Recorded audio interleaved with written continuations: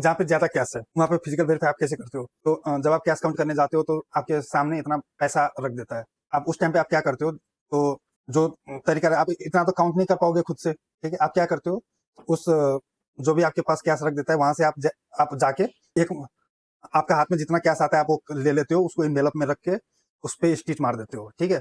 उसके बाद आप क्लाइंट को बोलते हो कि आप ये कैश काउंट करो। उसके बाद उसके उसके रिकॉर्ड्स में रहता है कि मेरे पास इतना कैश है। जब वो कैश काउंट करता है तो कुछ अमाउंट आता है, ठीक है? वो प्लस जो एनवेलप में अमाउंट है, वो जब आप टोटल करोगे तो आपका बुक से रिकॉर्ड होना मैच होना चाहिए। अगर नहीं है तो फिर कुछ कैश काउंट में कुछ गलती थी, तो बुक्स में कुछ एक अमाउंट है, सपोज करो बुक में 100 रुपया है। जब उन्होंने उतना सारा काउंट करा वहां पे उसको 90 रुपया उन्होंने काउंट करा, ठीक है?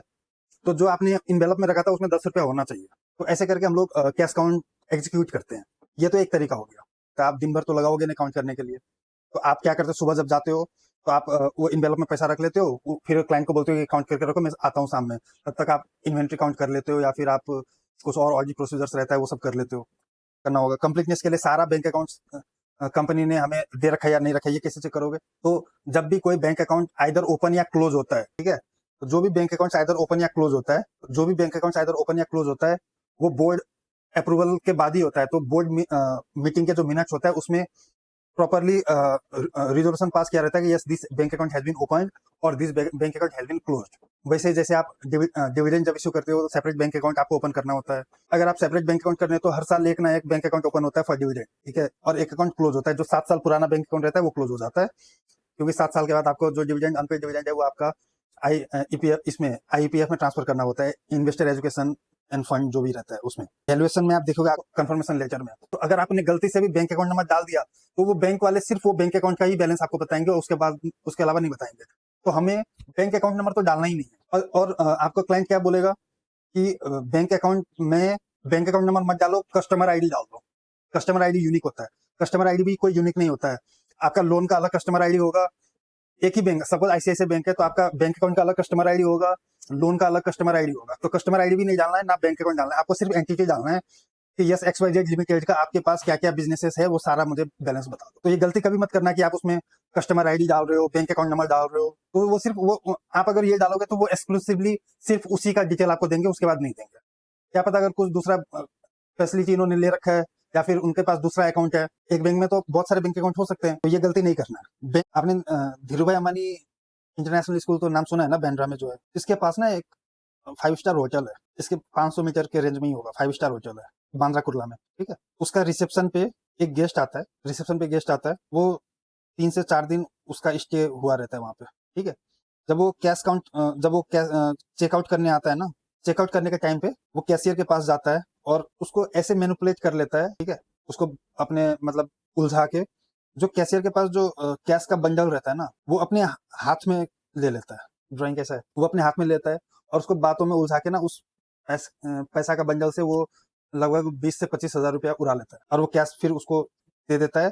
वो अपना चेकआउट का प्रोसीजर करके वो वहां से निकल जाता है, बाहर गेट से बाहर निकल जाता है और वो फिर चला जाता है। ये सब सीसीटीवी में कैप्चर हो जाता है, ठीक है? कैशियर को कुछ पता ही नहीं है कि उसने उस मान लो 80-90 हजार का जो बंडल उसके हाथ में आया था उसमें से उसने 20 हजार रुपया निकाल लिया, 25 हजार रुपया निकाल लिया, वो लेके चला गया। जब कैशियर रात को कैश काउंट करती है या फिर कैश का रिकॉर्ड मेंटेन करती है तो वो देखती है कि 20,000 रुपीज शॉर्ट है, ठीक है? 20,000 रुपीज शॉर्ट है।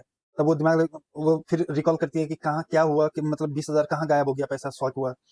तब उनको पता चलता है, तब उन्हें जब वो सीसीटीवी सब देखते हैं तो उनको ये वाला इंसिडेंट उनको याद आता है कि हाँ उस बंदे ने ऐसा ऐसा किया था। इसको आप ऑडिटिंग में कैसे दिखाओगे?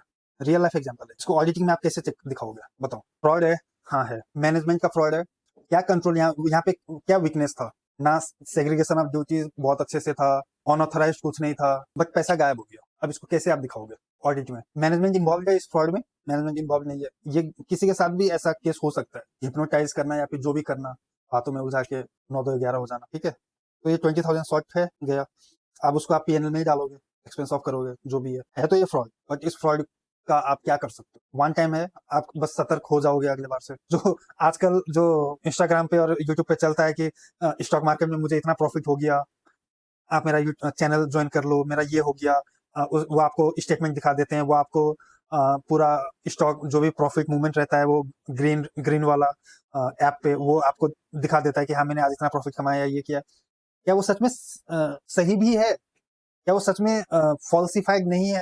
ये आप कैसे चेक करोगे? उसने जो बता दिया आपने मान लिया। ठीक है, बहुत सारे ऐसे इंस्टाग्राम पे आपको दिख जाएगा कि हाँ मैंने आज मैं इतना करोड़ कमाता हूँ दिन का, इतना करोड़ से मैं ट्रेड करता हूँ, ये मेरा स्टेटमेंट है, ये है वो है।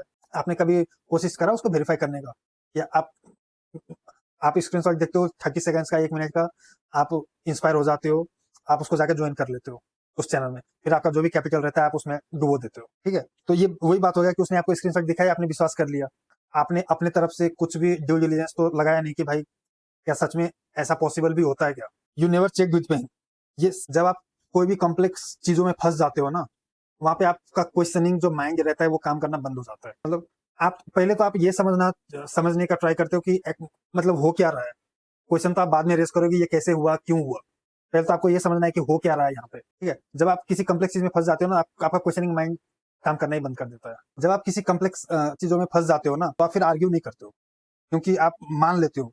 जब भी आप स्कूल में कोई कॉन्सेप्ट आप समझने का ट्राई करते थे कि हाँ ये कैसे होगा कैसे होगा, जब आपके पास टाइम नहीं रहता, हाँ ठीक है जो होगा ठीक ही होगा। जब आप कोई टर्म्स एंड कंडीशंस लिखा हुआ रहता है, ठीक है, पोर्टल पे यार कहीं पे, कौन उतना पढ़ेगा? कौन? आपने LIC का कभी टर्म्स एंड कंडीशंस पढ़ा है? इतना कॉम्प्लेक्स रहता है, लास्ट में आप जाके आई एग्री करके साइन कर देते हो। आपके पास टाइम ही नहीं रहता क्वेश्चन रेज करने का।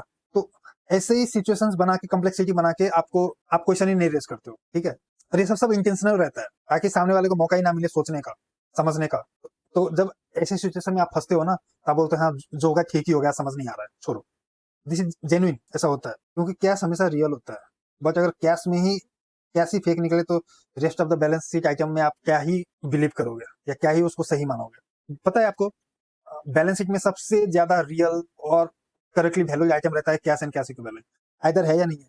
पीपी में कितना पुराना है, क्या है, नहीं है। आपका मोटर व्हीकल 10 लाख में आपने खरीदा था, डिप्रिशिएट होकर 2 लाख हो गया, 2 लाख में मार्केट में बिकेगा भी या नहीं बिकेगा। आपका रिसीवेबल आपको जब आप कलेक्ट करने जाओगे सारा पैसा मिलेगा भी या नहीं मिलेगा, कुछ भी गारंटी नहीं। बट कैश तो कम से कम गारंटी है कि हाँ भाई मेरे पास 10 लाख रुपया है, 10 लाख रुपया मेरा है तो मेरा है ना, वो 11 लाख है ना वो 9 लाख है। बट ये कैश ही अगर आपका फेक निकल जाए तो आप फिर बाकी क्या ही चेक करोगे इसमें?